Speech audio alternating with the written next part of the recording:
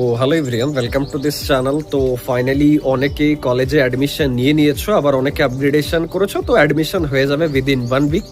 তো এবার সব থেকে বড় একটা কোশ্চেন কি দাদা, আমাদের মানে স্কলারশিপটার কি হবে দাদা? স্কলারশিপের কি এলিজিবিলিটি ক্রাইটেরিয়া আছে ওটা একটু বলে দাও। তো দেখো, স্কলারশিপ মানে যেটা সব থেকে famous Swami Vivekananda SVMCM scholarship বলা হয়, মেরিট কাম মিন্স স্কলারশিপ। তো এই যে স্কলারশিপটা, এটাতে 60,000 করে বছরে দেওয়া হয়, 4 বছরে টোটাল 2,40,000। এই টাকাটা অনেকটা বড় একটা অঙ্ক, আর জেনারেলি যাদের ফিনান্সিয়াল আর কি প্রবলেমস আছে তাদের জন্য অনেক বড় একটা অপরচুনিটি।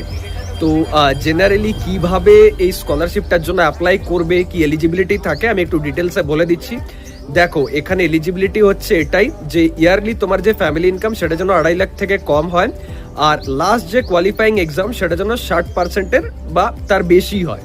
মানে তুমি যদি ফার্স্ট ইয়ারে অ্যাপ্লাই করছো তাহলে যেন লাস্ট যে কোয়ালিফাইং এক্সাম মানে ক্লাস 12 সেটাতে যেন তোমার 60% বা তার বেশি মার্কস থাকে, তাহলে তুমি এলিজিবল। আর দুর্গাপুজোর পর টাইমে এটা অ্যাপ্লিকেশন স্টার্ট হয়ে যায়। আমি ইচ অ্যান্ড এভরি স্টেপস নিয়ে ভিডিও বানিয়ে দেবো, তোমরা শুধু কানেক্টেড থাকো। আরেকটা কথা বলতে চাই, এখানে একটা গুরুত্বপূর্ণ ব্যাপার, সেটা হচ্ছে যে যদি কোনো কারণে ফার্স্ট সেমিস্টার বা সেকেন্ড সেমিস্টারে সাপ্লি বা ব্যাকলগ চলে আসে, মানে ফেল হয়ে যাও যে কোনো একটা সাবজেক্টে, তাহলে কিন্তু তোমার স্কলারশিপ ক্যান্সেল হয়ে যাবে। মানে 4 বছরের যে 2,40,000 টাকাটা না, সেটা কিন্তু আর পাবে। ম্যাটার করে না যে 9.5 CGPA পেয়ে যাও, বাট যদি সাবজেক্টে কোনো একটা লাইক সাপ্লি বা ব্যাকলগ চলে এসছে, তাহলে কিন্তু তোমার 4 বছরের ওই টাকাটা গেল ফর লাইফ টাইম।